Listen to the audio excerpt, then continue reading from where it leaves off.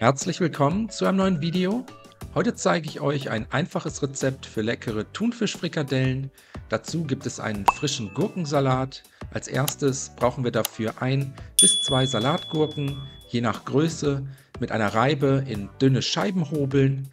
Die Gurkenscheiben dann in eine Rührschüssel geben, 1 bis 2 Knoblauchzehen abziehen und dazu pressen.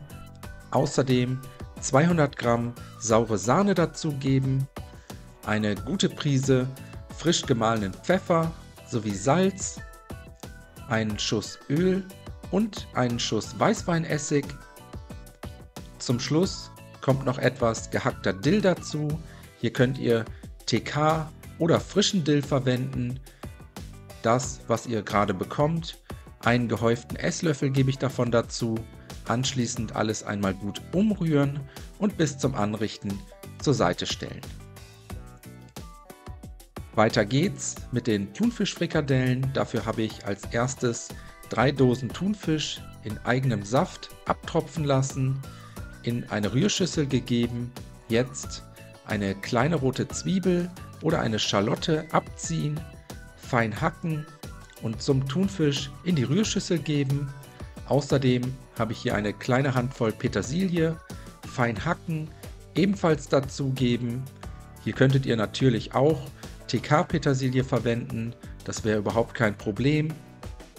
Danach noch 2 kleine Scheiben Toastbrot in Würfel schneiden, mit in die Rührschüssel geben und jetzt kommen noch die restlichen Zutaten dazu. 150 Gramm Creme Fraiche, 2 große Eier, 50 Gramm kernige Haferflocken und zum Schluss alles mit einer sehr guten Prise Salz sowie frisch gemahlenem Pfeffer würzen. Wenn das erledigt ist, alles einmal gut umrühren, damit sich alle Zutaten gleichmäßig verteilen können, und danach können wir anfangen, die Frikadellen zu formen. Für 4 Portionen habe ich 8 ungefähr gleich große Frikadellen aus der Masse herausbekommen.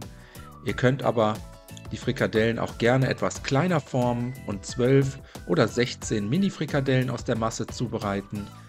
Die Thunfischmasse gut mit den Händen zusammendrücken, damit nachher nichts in der Pfanne auseinanderfallen kann. Anschließend können wir die Frikadellen anbraten, dafür eine große Pfanne mit einem sehr guten Schuss Öl erhitzen. Der Pfannenboden sollte gut mit Öl bedeckt sein. Dann kommen die Thunfischfrikadellen in die heiße Pfanne und jetzt für etwa 5 bis 6 Minuten je Seite bei mittlerer Hitze goldbraun und knusprig anbraten. Nach circa 5 Minuten alle Frikadellen einmal vorsichtig wenden und von der anderen Seite für weitere 5 bis 6 Minuten zu Ende braten. Die fertigen Thunfischfrikadellen aus der Pfanne heben, auf Küchenpapier etwas abtropfen lassen, dann die restlichen Frikadellen ausbraten und anschließend können wir servieren. Die Thunfischfrikadellen zusammen mit dem Gurkensalat auf Tellern anrichten. Zum Schluss noch etwas frischen Zitronensaft drüber träufeln und dann wünsche ich euch einen guten Appetit. Viel Spaß beim Nachkochen. Bis zum nächsten Mal.